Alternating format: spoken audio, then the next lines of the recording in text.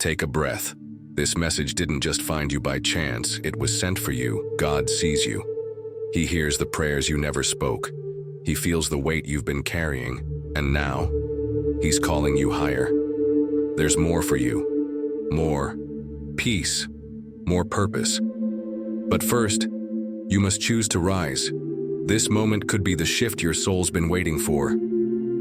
Stop for a moment. Just pause. Let the world slow down around you. Let the noise fade. Let the rush quiet. Take a breath, deeper, slower. Let your shoulders drop, your chest soften, your spirit open. Because what you're hearing right now, this message, didn't just show up by accident. You didn't find this message found you. And that makes all the difference. In a world full of distractions, algorithms, and endless scrolling, divine timing still cuts through the noise. You didn't randomly land here. You were led, you were drawn. And deep down, you feel it. Something stirred the moment you heard those first few words. Something quiet but undeniable. It's not just curiosity that's keeping you listening. It's your soul remembering what it already knows. That this moment, right here, right now, has been waiting for you. There's a reason why your heart feels heavy lately. A reason why the old ways of coping no longer comfort you. Why the things that used to numb the pain now just leave you feeling empty. It's because your spirit is waking up. God has been watching you, not in judgment, but in deep, tender love. He's seen every quiet breakdown behind closed doors. Every time you smiled in public while your heart was breaking in private.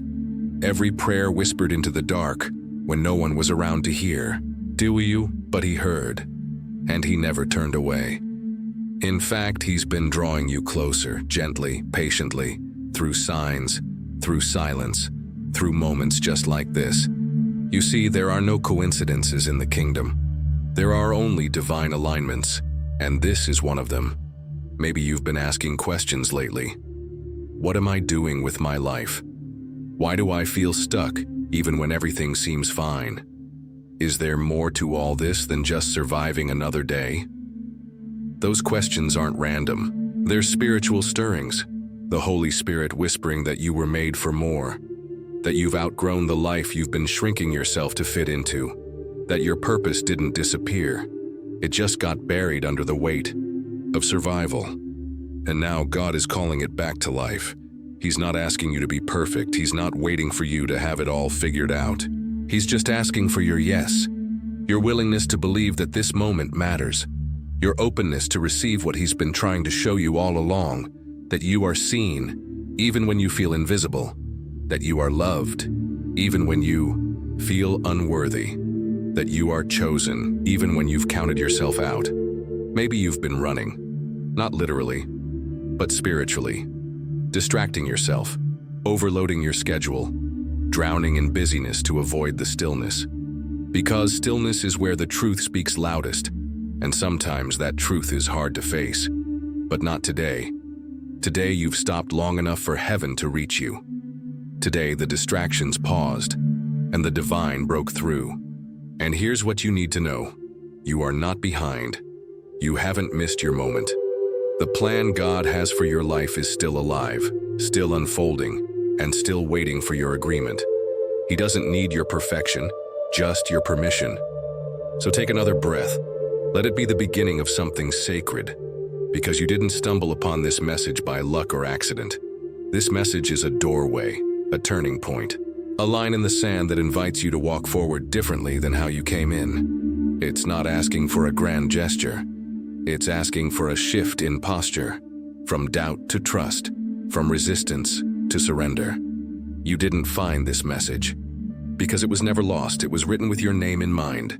It was sent on assignment from heaven to meet you in this exact moment, when your heart was just tender enough, when your mind was just open enough, when your spirit was just hungry enough to listen. You've been asking for clarity. You've been praying for a sign. You've been aching for peace, and this is your answer. Slow down, listen closely. You're being called, not to be someone else, but to come home to yourself. The version of you that God saw when He created you. The one who walks with confidence, not because of status or approval, but because of purpose. the one who leads with love, speaks with light, and lives with fire in your soul. That version of you is already inside, and this message came to wake them up. So what now? Don't rush past this moment. Don't scroll away like it's just another video. Let it sink in. Let it do the work in your heart that words alone can't do. And if something inside you is stirring, that's not random either. That's confirmation. That's God. You're not alone, you're not forgotten, and you're certainly not done. You're just getting started. This is your moment. This is your calling. This is your invitation. Say yes. Heaven is waiting. So now you know. This message found you, not by chance, not by luck, but by divine design. The question is, and what will you do with it? Because here's the truth. You've been praying for a breakthrough, but something is silently holding you back. And the hardest part, it's not always obvious. It's not some massive failure, not some dramatic collapse. No, it's subtle. It's that tiny voice you keep hearing in the back of your mind, the one that says you're not ready, you don't have what it takes, or worse, this isn't for you. It's the habit you say you'll break tomorrow. It's the late night scrolling that numbs you. It's the overthinking, the second guessing, the emotional quicksand that you quietly sink into day after day. And the truth is, it's exhausting. Deep down, you know you were made for more, you feel it. But something keeps pulling you back into cycles you thought you'd escaped. Maybe it's fear dressed up as logic. Maybe it's comfort disguised as peace. Maybe it's a lie you believed so long. It started sounding like truth. But here's the part we often miss. The chains that keep us bound the tightest are usually the quietest. Not all resistance shouts. Some of it whispers. And right now, even as you listen to this, there's something in your life trying to convince you to stay the same. Something saying, don't go too far, don't change too much. You might lose people, you might fail, you might get hurt. But hear me, and hear this deep in your spirit. God never called you to stay comfortable. He called you to grow, and growth requires friction. Sometimes it means letting go of what feels familiar. Sometimes it means confronting the habits you've wrapped in justification. Sometimes it means asking the hard questions. Who am I becoming? What am I tolerating? What am I giving energy to that's draining my purpose? Because listen, those doors you've been praying for, they're real. The breakthrough is real, but they're waiting on something. They're waiting on you, not a perfect version of you, not a fearless version of you, just a surrendered version. A version who is willing to finally, truly let go of what's been quietly sabotaging your next level. And it's not always about doing more. Sometimes it's about releasing more. That belief that you're not enough, let it go. That pattern that keeps showing up in your relationships, your decisions, your spiritual walk, let it go. That secret doubt you've been carrying like a shadow, that narrative that tells you you're too broken, too late, too ordinary, it's time to set it down. Because as long as you're holding it, you can't receive what's meant for you. Picture this. God is standing in front of you, hands open, holding blessings you can't even imagine. Peace, clarity, divine connection, sacred assignments, new beginnings. But your hands are already full of worry, full of shame, full of yesterday's weight. You can't grab hold of tomorrow while still clinging to yesterday. It's not that God is withholding anything, He's simply waiting until your spirit is ready to carry what He's already prepared. And make no mistake, it is already prepared. The doors are real. The favor is real. The divine appointments, they're already scheduled. But first, you've got to stop delaying what heaven already set in motion. You've got to face the thing you've been avoiding, because the longer you delay, the heavier it gets. The longer you ignore it, the deeper it roots itself into your story. And God didn't choose you to stay stuck. He chose you to rise. He chose you to lead, to create, to heal, to carry light into dark places. But you can't do that if you're always dimming your own flame. You can't speak with authority if you keep questioning your worth. You can't step forward if you're still tethered to old pain, old habits, old narratives. There's a spiritual war happening. Not out there, but inside you.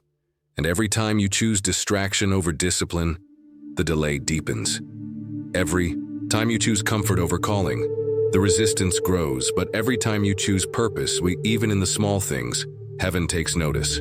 Every prayer you whisper, every habit you break, every fear you face, it all counts. And eventually, momentum will shift. The walls will shake, the doors will swing open. But it starts here, in the decision to confront what's holding you back. Don't ignore it, don't numb it, bring it into the light. Let God touch it, heal it, release it.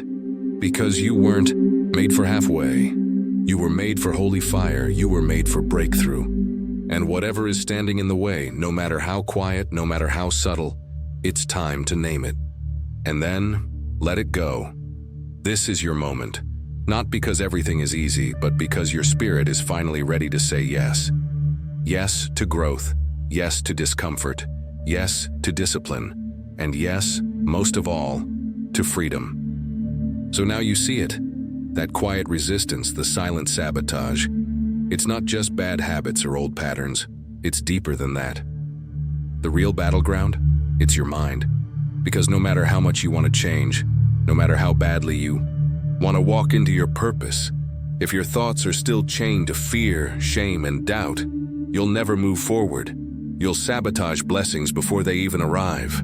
You'll question every opportunity God sends.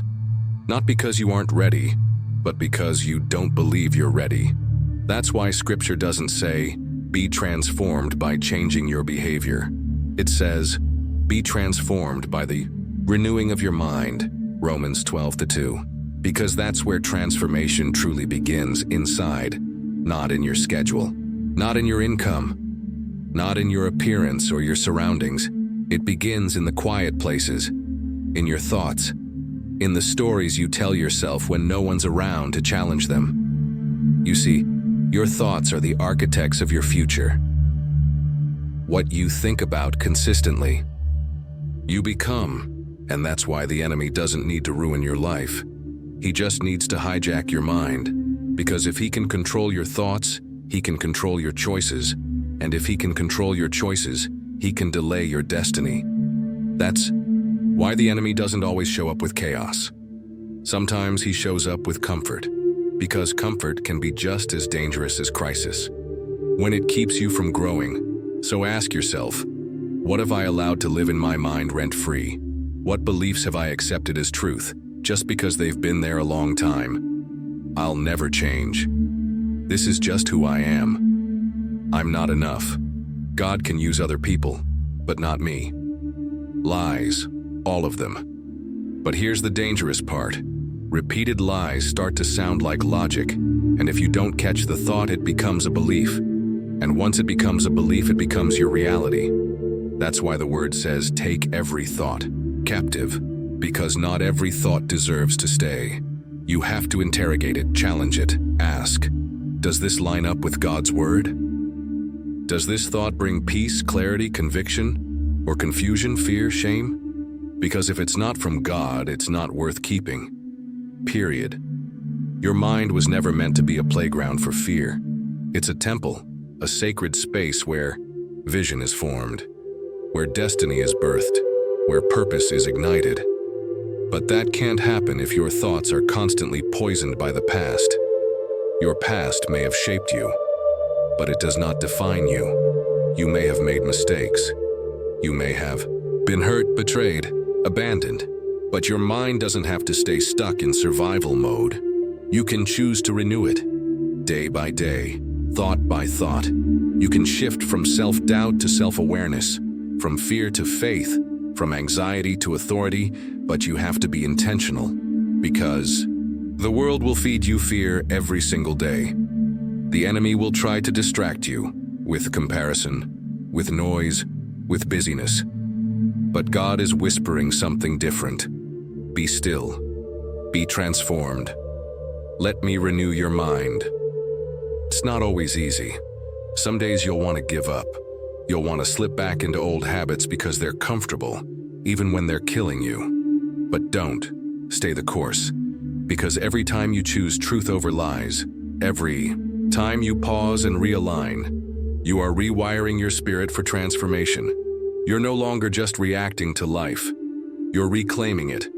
Your mind becomes a gate for peace, for clarity, for divine instruction. And that kind of mind? It moves mountains. That kind of mind hears God clearly. That kind of mind walks boldly into rooms that insecurity used to keep you out of. You were never meant to live in mental torment. You were created to live with a renewed mind. And that process, though it's painful, is where the power lives. You don't have to control every thought. You just have to learn to catch the ones that don't belong and replace them. I'm not enough. No, I am fearfully and wonderfully made. I always mess things up. No, God is not finished with me. It's too late for me. No, He makes all things new. This is how you fight back. Not always with actions, but with intention, with alignment, with renewal. You want breakthrough? Start here. Start with your thoughts. Start with the stories you allow to stay. Because as long as you think like the old you, you'll keep living like the old you. But when your mind changes, everything changes. You speak differently. You move differently. You pray differently. You choose differently. And most importantly, you start to see yourself the way God already sees you. Not broken. Not forgotten. Not average. But chosen, anointed. Set apart for such a time as this. Your transformation isn't about striving. It's about surrender. Let go of the thoughts that keep you small and grab hold of the truth that sets you free, because your mind isn't just part of your story. It's where the story begins. Once your mind begins to shift, once the lies start to fall away, once the fog begins to clear, something incredible begins to rise in its place. Clarity. You don't just start thinking differently. You start seeing differently. The same life, the same circumstances. But suddenly your eyes are open, and in that moment, when your mind aligns with truth, you remember something the world tried to make you forget. You are chosen. You've always been. Not chosen for popularity or comfort or applause, but chosen for purpose. A divine assignment was written over your life long before you ever knew your own name, before the heartbreak, before the failures, before the detours. God saw it all, and He still said, "Yes, that one is mine." You weren't an afterthought. You weren't a backup plan. You are intentional, heaven-backed, carried by grace, prepared by fire. And now that your mind is waking up, it's time your spirit does too, because there's something God placed inside of you that this world desperately needs, and no one else can carry it the way you do. That's not hype. That's not ego. That's truth. But here's the tension. Purpose doesn't always arrive looking like purpose. Sometimes it looks like discomfort. Sometimes it feels like being stretched. Sometimes it feels like you're being broken. But you're not being broken. You're being built, just like Esther. She didn't know her assignment when she was taken into the palace. She didn't feel qualified. She didn't feel chosen. She felt like one of many. Overlooked, out of place. But God had planted greatness in her. And when the moment came, she said yes. And that yes, that single holy agreement, saved a nation. You may not see the full picture yet. You may feel like your gifts are small, your story too messy, your faith too shaky.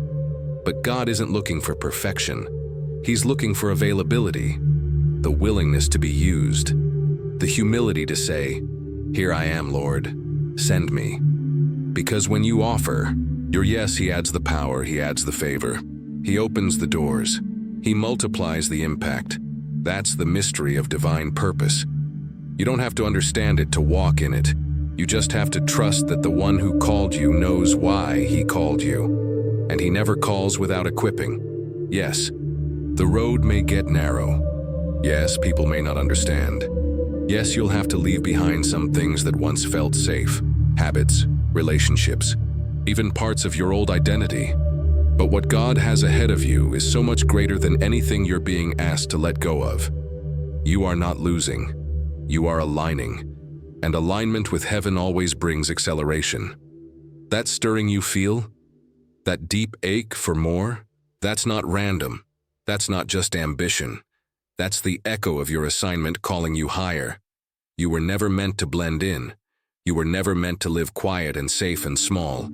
You were designed to carry glory, to speak life, to shift atmospheres just by being in the room. You were built for such a time as this. Not 1 second of your life has been wasted. Not one detour, not one delay, not one disappointment.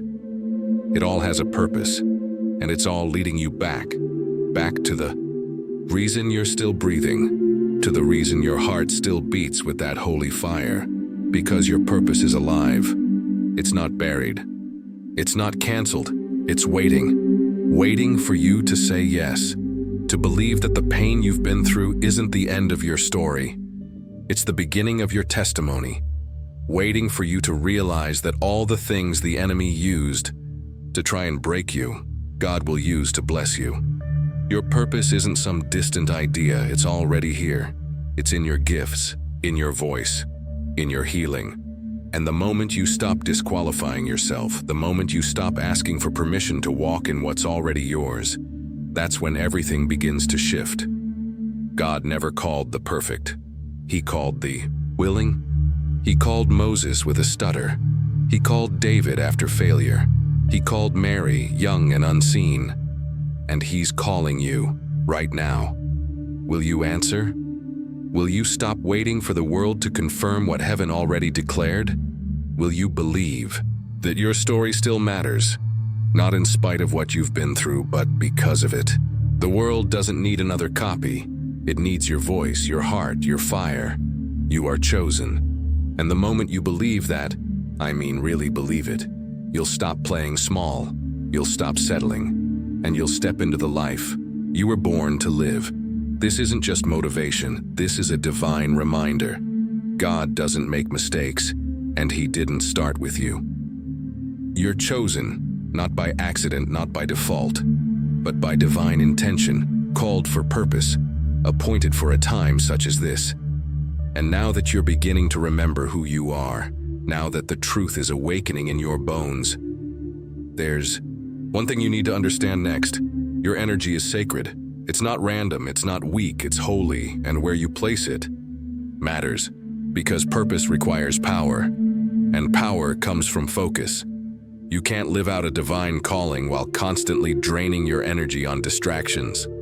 God gave you fire for a reason, not to waste it, but to build with it, to heal with, to create, to carry light, to breathe life into spaces that have been forgotten. But hear this clearly. Even sacred fire can burn you if it's not directed.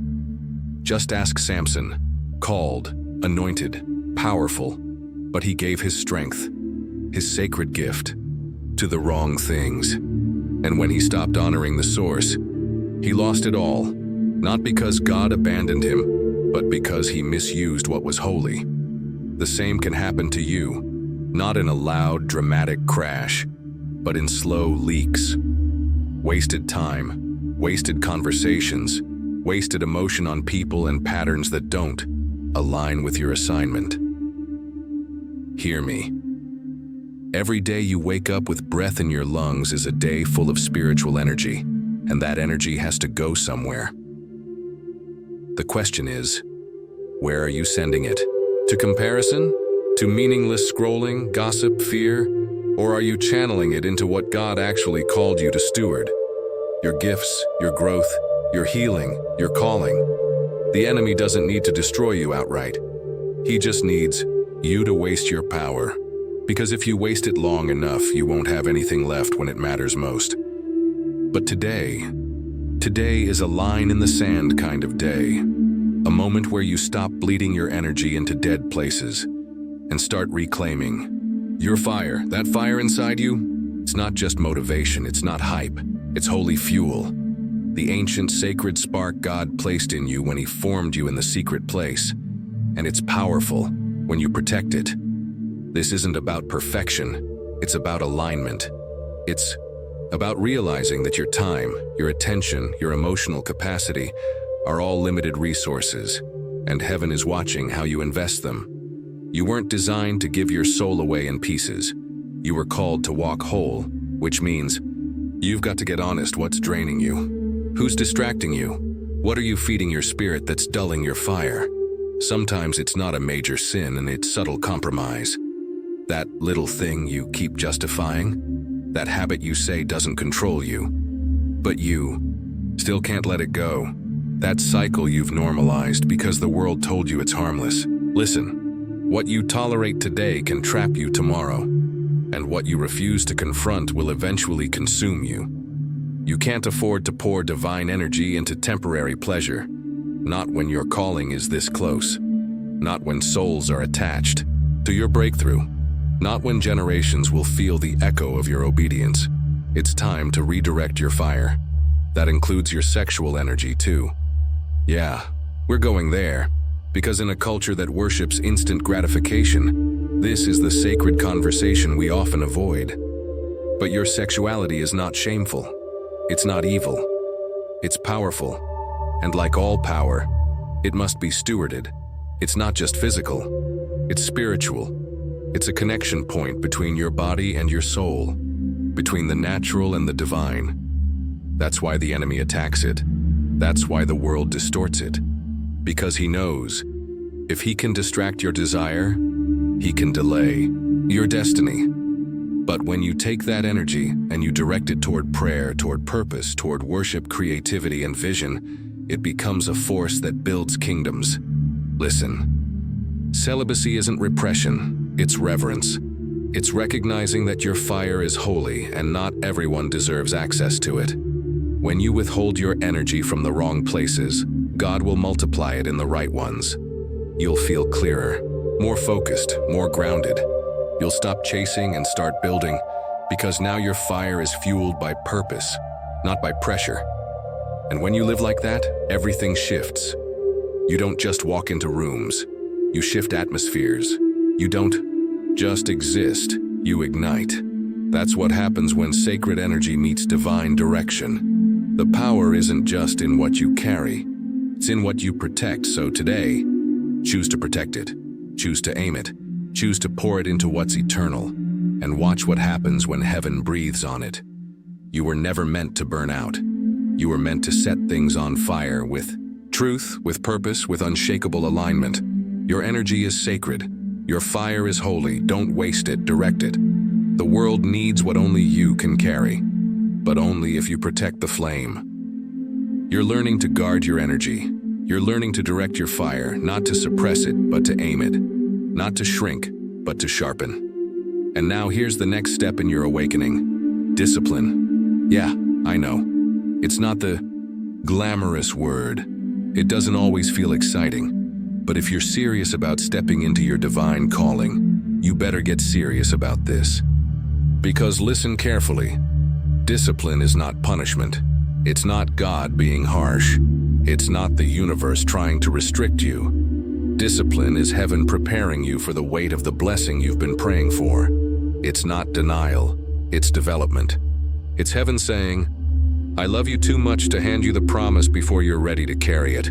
So no, this isn't punishment.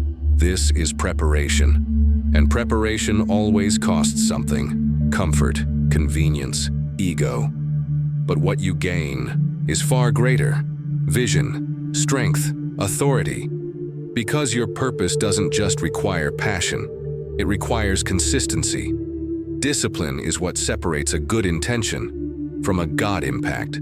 Fire is beautiful, but without focus, it just burns. Now, this is the part where your feelings don't get to lead, where your emotions don't drive the ship, where your spirit says, even when I don't feel it, I'll show up anyway. Because that's what maturity looks like. That's what spiritual weight looks like. And that's what God can trust. Listen, you can have the gift, but if you don't have the discipline, you'll waste it. You'll start strong, then stall. You'll shine in one season, then vanish in the next. Not because you weren't called, but because you weren't trained. And purpose, my friend, requires training. Just ask Paul. In 1 Corinthians 9:25, he said, everyone who competes in the games goes into strict training. They do it to get a crown that will not last, but we do it to get a crown that will last forever. Let that sink in. This isn't about temporary applause. This is about eternal impact. That's why the process is so intense, why the lessons feel repeated, why you keep circling the same tests. Because until you master it, you're not ready to carry more. You've been asking God to elevate you. But elevation without discipline is a trap. You'll rise fast, but you won't last. You'll be anointed but emotionally unstable, gifted but inconsistent. And that's not what you were made for. You weren't designed to be a one-hit wonder in the spirit. You were built for legacy. And legacy requires longevity, which means your flesh has to come under submission. Not once, not on Sundays only, every single day. Discipline isn't about being perfect. It's about being faithful, showing up when it's hard, praying when you feel dry, saying no when everything inside you wants to say yes.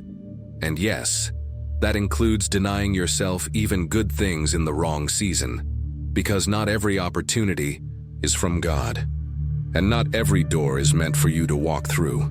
Discipline gives you the discernment to know the difference. So when the old temptations come knocking, and they will, you don't answer with emotion. You answer with truth. You remember who you are.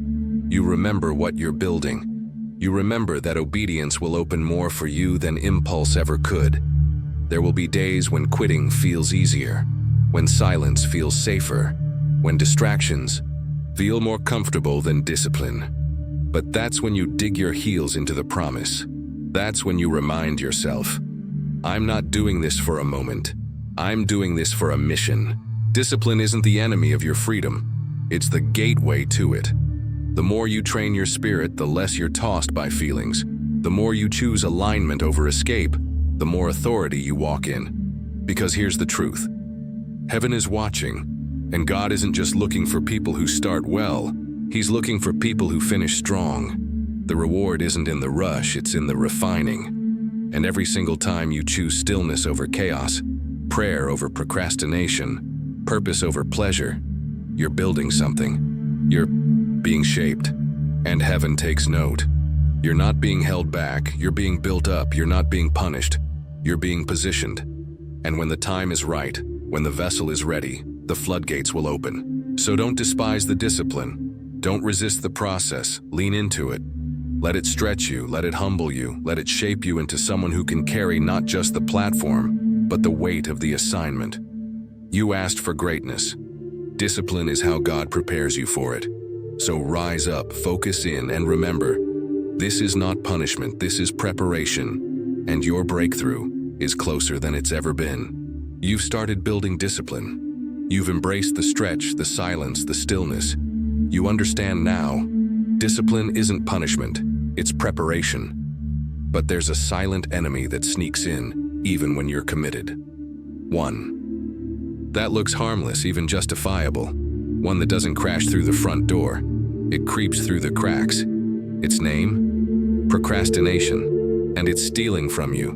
Not just time, but momentum. Not just tasks, but destiny.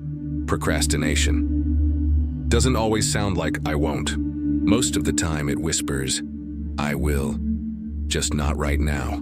It sounds reasonable. It feels safe. But what it really is a slow death of purpose. And if you let it live in your life long enough, it becomes a mindset, a pattern, a spiritual weight that drags your calling down into delay, year after year. I'll start when I have more time. I'll move when I feel ready. I'll speak when I'm more confident. Sound familiar? But here's the truth you've been avoiding. You'll never feel 100% ready. You're not waiting on clarity. You're waiting on comfort. But calling and comfort rarely walk hand in hand. Destiny isn't delayed because you're unworthy. It's delayed because you keep pushing it to tomorrow, and tomorrow becomes next week. Next week becomes next year. Next year becomes regret. And one day, you wake up wondering how you ended up so far from where you were called to be. Not because the calling changed, but because you postponed obedience. Obedience doesn't ask you to be perfect. It just asks you to be present, right here, right now. And yet, we stall. Because somewhere deep down we believe the lie that time is unlimited, that we have forever to start. But you don't. You don't have forever. Purpose has a window. Not because God is cruel, but because your assignment is connected to seasons, and some doors only open for a moment. And when procrastination meets divine timing, something always gets missed. You've been telling yourself you're just preparing. But let's be real. At some point, preparation becomes avoidance. Yes, train. Yes, get wise. Yes, align. But don't confuse delaying with developing. Sometimes the only way to grow is to go. Step out, speak up, write the thing, pray the prayer, start the business, apply. Not when it's perfect, but when it's time. And the truth is, it's already time. There's something you've been putting off. You know what it is. That step, that conversation, that commitment. It keeps coming. You keep circling it, but you never touch it. Why? Because procrastination is often just fear in disguise. Fear of failure, fear of success, fear of being seen, fear of being misunderstood. But guess what? Fear doesn't go away when you wait. It fades when you move. And every time you take action in spite of fear, you take your power back. You silence that voice. You shut the door on delay. You don't need more motivation. You need a moment of decision. A holy resolve that says, I'm done making excuses. I'm done waiting for the perfect conditions. I'm moving now. Heaven honors that kind of urgency. Because faith without works is dead, and dreams without action are just wishes. So let's be clear. The enemy of your destiny isn't just sin. Sometimes it's stalling. Sometimes it's busyness disguised as progress. Sometimes it's research, planning, processing, when really it's just spiritual hesitation. What if the door is already open, but God is waiting on you to walk through it? What if your miracle isn't on the other side of preparation, but on the other side of movement? Moses didn't part the Red Sea before stepping in. He stepped, and then it split. Obedience moves the water. Obedience shakes the ground. Obedience opens the windows of heaven. But obedience can't live in tomorrow. It only exists now. So what are you waiting for? Not a feeling, not perfection, just your yes. Just your first step, and once you take it, the next one comes, then the next. That's how momentum is built. Not from massive leaps, but from consistent obedience. Even when you're tired, even when you're scared, even when no one else sees it yet. That's where real progress lives, in the now. And here's what I want you to hold on to. You are not stuck, you're just stalling, and the same way you've been delaying. You can decide. Today can be the day you shift, not just in theory, but in movement. The life you're praying for. It's not waiting on God, it's waiting on you. Don't let fear dress itself up as logic. Don't let procrastination rob one more. Year of your purpose, the window is open, and this right here is your sign. Move. You're moving now. You've stopped waiting, you've stopped stalling. The fog of procrastination is lifting, and you're finally stepping. But don't be surprised if, as you move forward, another voice rises. A familiar one. A voice not from within you, but around you. The voice of approval addiction. What will people think? Do they like it? What if I'm not accepted? What if they don't approve? These questions creep in just as you begin to walk in purpose, because the moment you start showing up as your true self, the world will start whispering reasons to shrink again. But hear me, you were not created to be validated by the crowd. You were created to be affirmed by the Creator. Heaven's approval has always been louder than the world's applause. You just forgot how to listen. Maybe because for too long, you learned to measure your worth by reactions, likes, shares, applause, attention. But those things? They're fleeting. One day they lift you up. The next they forget you existed. That's not solid ground, that's shifting sand. And your identity was never meant to be built on it. You've been living like you're auditioning.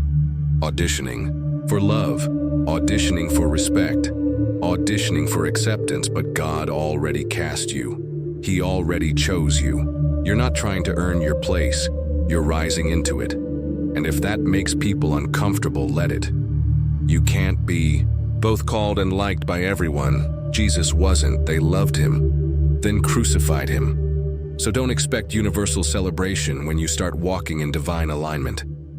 Sometimes, walking in purpose means walking alone. Not because you're wrong, but because you finally stopped begging for a seat at tables God never sent you to. Not everyone will understand your obedience. Not everyone will clap for your calling. And that's okay, because you're not living for their approval. You're living from His affirmation. Galatians 1:10 asks the hard question: am I now trying to win the approval of human beings or of God? If I were still trying to please people, I would not be a servant of Christ. Sit with that. Let it sink in. Because people-pleasing is not just exhausting, it's spiritually paralyzing. You water down your voice, dilute your vision, compromise your message, and reshape your soul just to be more palatable. But God didn't call you to fit in. He called you to stand apart, to be set apart, to be salt, to be light, to be bold, not beige. And here's the truth. If you always need the world to clap for you, you'll never walk fully in your calling, because your calling will often offend the comfort zones of others. When you break cycles, shift atmospheres, speak truth in love, you disrupt the norm. And not everyone wants the norm disturbed. But your job is not to be liked. Your job is to be obedient. And the only well done that truly matters is the one you hear from Him at the finish line. Let me say it plainly.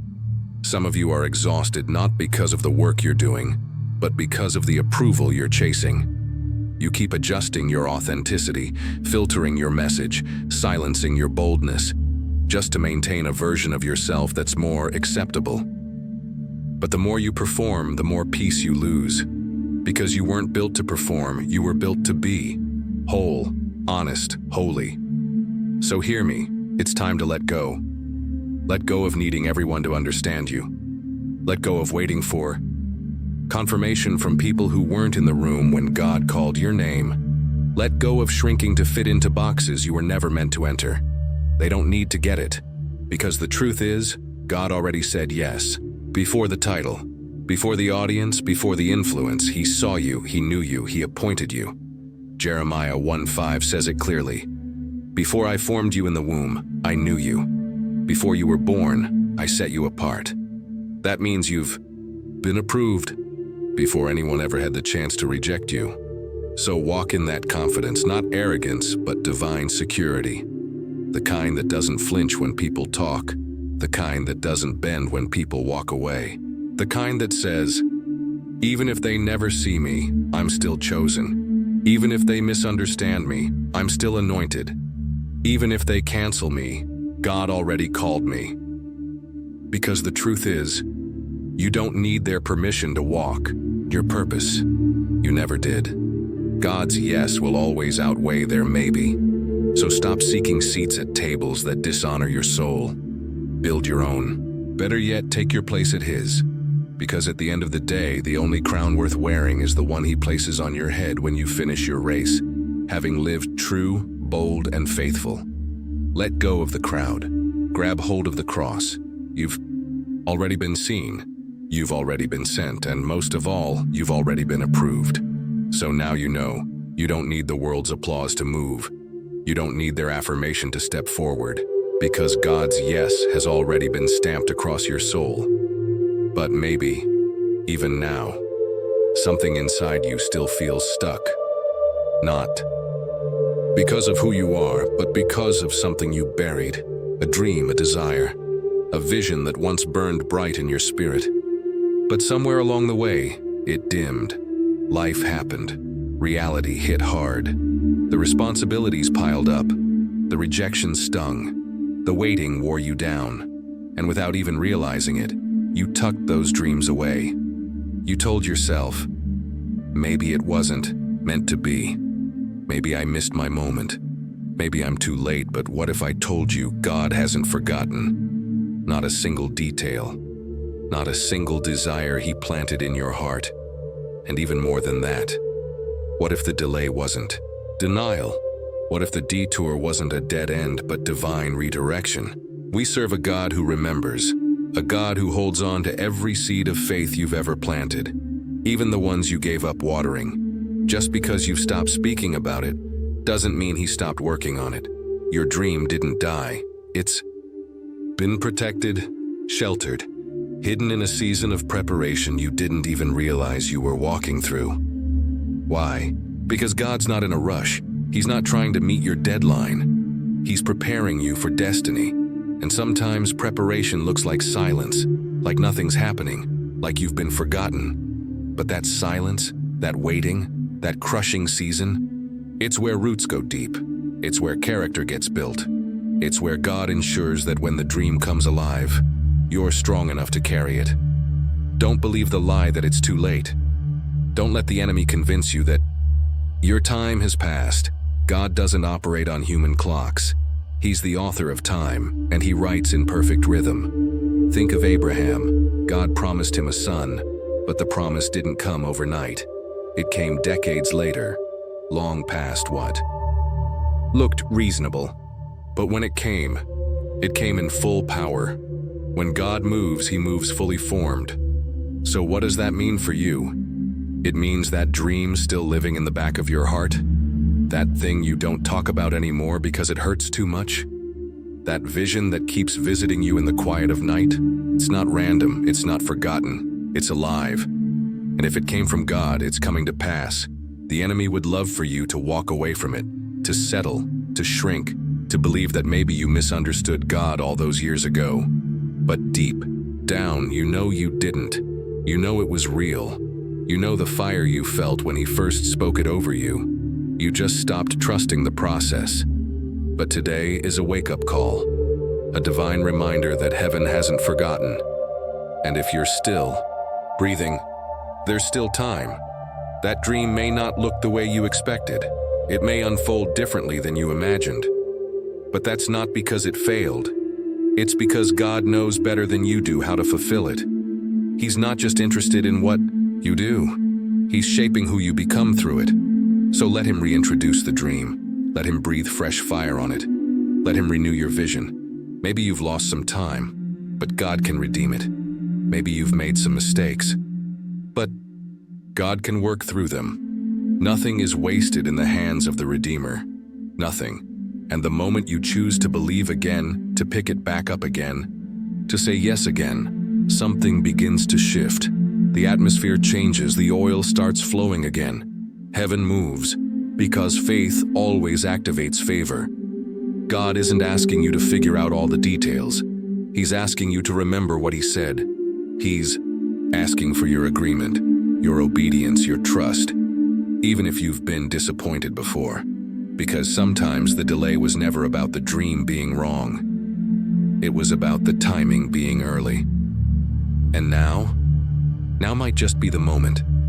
Not for striving, but for surrender. Not to force it, but to follow it. Let this be the moment you stop mourning what you thought was over, and start believing that what God starts, He finishes. Philippians 1:6 says it like this: He who began a good work in you will carry it on to completion until the day of Christ Jesus.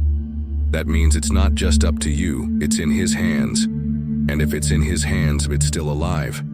So dream again, plan again, write again, build again, speak it, pray it, believe it. Because what God whispered in the beginning still holds. Wait in this moment. The dream is not dead. It's just been waiting on your faith to rise again. You thought it was over. You thought the dream had expired, that you missed your moment, that the delay disqualified you. But now, you know better. Now you know God didn't forget you. He was saving the best for the right season. He was preparing you for a door you weren't ready to walk through yet. But now it's opening. You feel it, don't you? That stirring? That fire beginning to flicker again? That's not hype, that's heaven. And it's declaring one simple, powerful truth over your life. This is not the end, this is the beginning. Everything you've walked through, everything you thought disqualified you, Every scar, every delay, every failure was preparation for this moment. Not to destroy you, but to deepen you. Not to punish you, but to position you. You're not behind. You're on God's timeline, and He wastes nothing. So stop rehearsing the old narrative. I'm too late. I missed my shot. I should have started sooner. No, you're not late. You're right on time for your calling. You didn't miss it. You're just now aligned for it. This isn't a conclusion. It's a launch point. And the you that's emerging, you're stronger, wiser, sharper. You don't walk like you used to. You carry weight now. You carry presence. You carry purpose. So stop acting like your story is over, because it's just getting good. The plot is shifting. The momentum is building. The breakthrough is brewing. And guess what? You're the main character, not the side note, not the backup, the chosen one, the appointed one, the one heaven whispered about before time began. And here you are, finally ready. Not perfect, but available. Not flawless, but filled. Filled with faith, filled with fire, filled with a quiet confidence that comes from knowing, this is the moment I was made for. Let that sink in. This is the moment you were made for. That's why the attack was so fierce. That's why the enemy came for your mind, your focus, your identity. Because he saw where you were headed, and it terrified him. But he didn't win. You're still standing, you're still here, and that alone is proof that God is not done with you. If the story was over, you wouldn't still be breathing. But you are. Which means it's time to move. It's time to rise. Time to let go of who you were so you can become who you really are. The world might only just now be meeting you, but heaven has known you all along. And heaven is still writing, still weaving, still unfolding beauty from the ashes. Isaiah 43:19 says, "See, I am doing a new thing. Now it springs up. Do you not perceive it?" A new thing, that's what this is. A holy restart, a divine reboot. And it doesn't require you to be someone you're not. It just requires you to show up, fully, fearlessly, faithfully. So what if this time, you stop shrinking? What if this time, you stop editing your brilliance to make others comfortable? What if this time, you stop negotiating with fear and call it what it is, a liar? What if this time, you go all in? Not halfway, not with a plan B tucked in your back pocket, but full faith, full fire, full focus. What would your life look like if you actually believed the promise? What would happen if you lived like you were already approved? Spoiler alert, you are. This is your beginning. The old has passed, the new is here, and the world hasn't seen what's about to come through you. Your story is shifting. Your legacy is being written in real time. Don't stop now. Don't go back to the version of you that needed permission to dream. Don't retreat to the comfort that almost killed. Your fire, you've come too far to turn around. This isn't your end. It's your emergence, your awakening, your time. And it starts here, not with a bang, not with a perfect plan, but with a sacred yes. A whisper that says, God, I don't have it all figured out, but I trust you. I trust what you've spoken over my life. I trust that what you start, you will finish. So today, walk like it's already begun. Pray like the door is already open. Move like the oil is already flowing. And live like heaven is cheering you on, because it is. This is not the end. This is your beginning. Don't miss it. Walk in it.